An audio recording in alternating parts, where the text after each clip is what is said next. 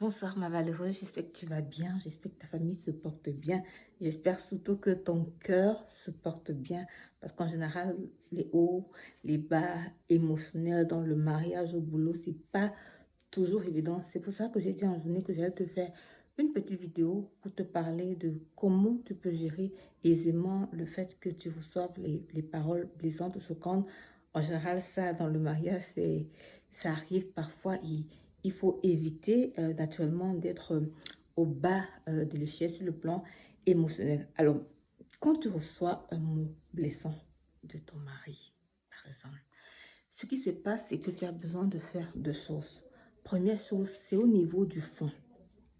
Est-ce que ce qu'il vient me dire, est-ce que ce qu'il vient de me dire, c'est vrai? C'est-à-dire, dans le fond, tu as besoin d'évaluer ce qu'il t'a dit. Il te reproche quelque chose. Est-ce que ce qu'il te reproche est vrai? Est-ce que c'est fondé? Première chose que tu dois évaluer. Deuxième chose, est-ce que ce qu'il m'a dit n'est pas vrai du tout? Je ne me reconnais pas du tout.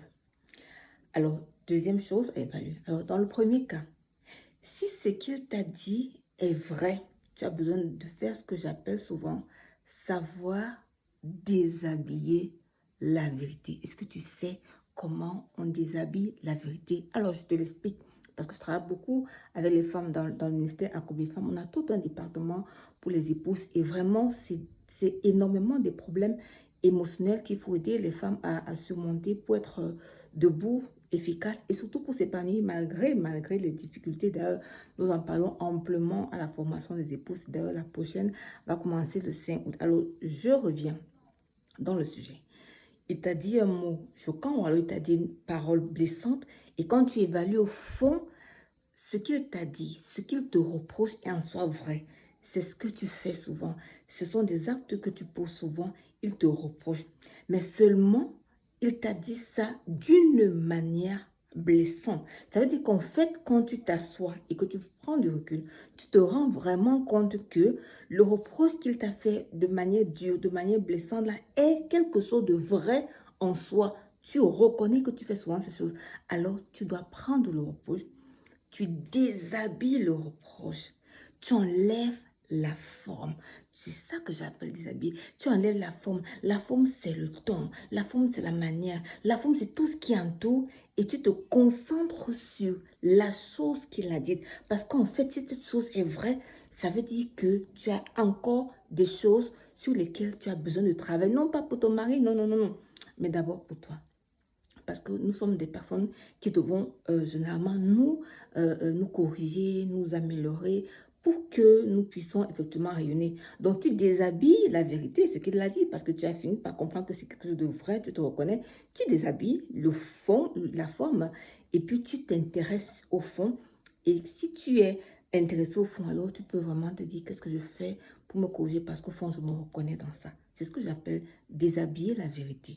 Enlever la forme et se concentrer sur le fond qui est vrai, qui te touche toi, qui touche un trait de ton caractère, qui touche vraiment un ensemble d'attitudes que tu poses et qui choquent ton mari. Plutôt que de commencer à dire, mais pourquoi tu m'as dit ça de cette manière? Tu vois, ça ne t'aide pas à t'améliorer, à te corriger. Ça, tu peux gérer. Alors, deuxième chose, très important.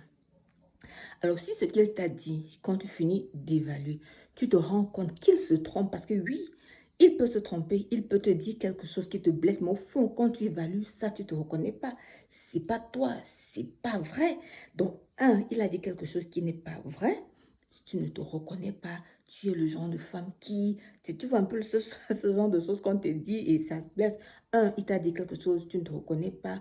C'est pas vrai. Bien sûr, ton mari n'est pas un homme parfait. Il peut se tromper dans son jugement. Donc, oui, il peut s'être trompé dans la manière de te dire. D'abord, il se trompe en te disant ça d'une certaine manière vulgaire.